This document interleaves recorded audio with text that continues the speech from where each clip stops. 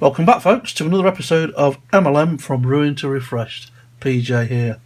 And a quick shout out before we start to say thank you to the new members that have joined the MLM YouTube channel and the guys that have come along and joined us in the Diecast Modelers community.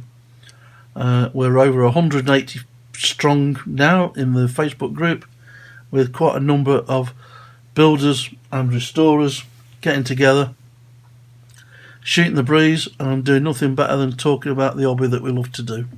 So everything's pointing upwards. Thank you to all those who support us. It means the world. And also thank you to those who took part in the last DMC challenge, which was our Any American Vehicle. So now that we've got all that out of the way, let's have a look what we're going to be doing today.